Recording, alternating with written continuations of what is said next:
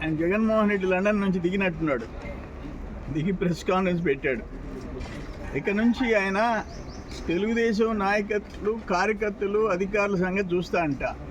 దానికి ఒక కొత్త ఇది పెట్టాడు, క్యాప్షన్ 2O ప్రోగ్రామ్ అంట.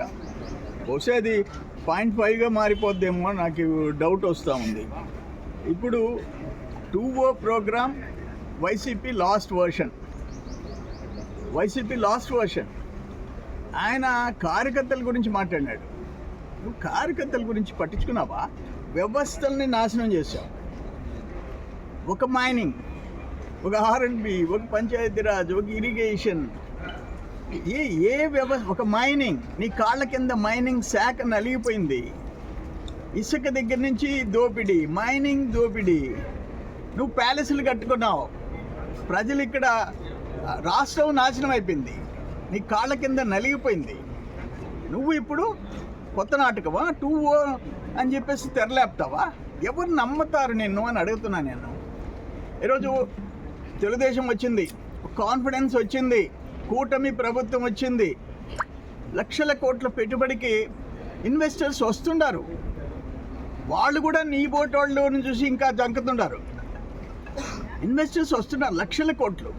నీ పరిస్థితి ఏంది? లాస్ట్ 5 years ఏం చేసావు నువ్వు? అరే, నా జీవితంలో నా మీద క్రిమినల్ కేసు లేదు. మీ నాయన ఉన్నప్పుడు పాపం అసెంబ్లీలో బయట ఎదుర్కొంటే నా మీద కేసులు పెట్టలే. మా మీద పెట్టావు. చంద్రబాబు నాయుడు గారి దగ్గర నుంచి కార్యకర్తల దాకా జైలుకి పంపించావు. నువ్వు మాట్లాడతావా? నేను ఈరోజు కార్యకర్తలు అంటే తెలుగుదేశం, ఒక NTR ట్రస్ట్, ఒక స్కూల్, ఆ కార్యకర్తల బిడ్డల్ని ఉచితంగా చదివించడం, ఒక క్యాన్సర్ హాస్పిటల్, ఒక ప్రమాద బీమా. ఎప్పుడన్నా పట్టించుకున్నావా నీ కార్యకర్తల గురించి? లోకేష్ బాబు ఈరోజు ఇంకా యాక్టివేట్ చేసాడు దాన్ని, ఆ ప్రమాద బీమా వీటన్నిటిని. నువ్వు ఏ రోజు ఏం నువ్వు ప్యాలెస్లు కట్టించుకున్నావు. ఎన్ని ప్యాలెస్లు? ఎంత నీకు ఆ డబ్బు మీద మోజు. ఆడ 29 ఎకరాల్లో ఎల్లంక, అక్కడ లోటస్ పాండ్, ఇక్కడ తాడేపల్లి, ఇక్కడ ఇడుపులపాయ, ఒక కడప, ఒక పులివెందుల. ఎన్ని లక్షల చదరపు అడుగులు మీ నలుగురికి. తల్లిని కూడా దూరం చేసుకున్నవాడివి నువ్వు మా సంగతి చూస్తావా? తెలుగుదేశం వాళ్ళ సంగతి చూస్తా. నీ సంగతి చూసుకో. నీ పార్టీ క్లోజ్ అయిపోకుండా చూసుకో. ఆ తర్వాత సంగతి మా సంగతి.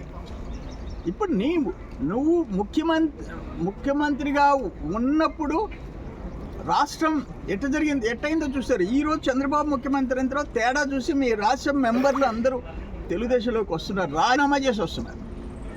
నీ ఇంపార్టెంట్ రైట్ హ్యాండ్, నీ ఏటు నిన్ను వదిలేశాడు. ఇంక నిన్నెవరు నమ్మేది? నీతో కూడా 16 నెలలు జైల్లో ఉన్న ఏటు నిన్ను వదిలేశాడు. ఇంకెవరు నిన్ను పట్టుకొని ఎలాడేది? ఇంకని ఈ కథలు, ఈ బెదిరింపులు పక్కన పెట్టు. 2O ప్రోగ్రాం ఎవరిని వదిలిపెట్టను. ఏం చేస్తావు నువ్వు? కరెక్ట్ కాదు.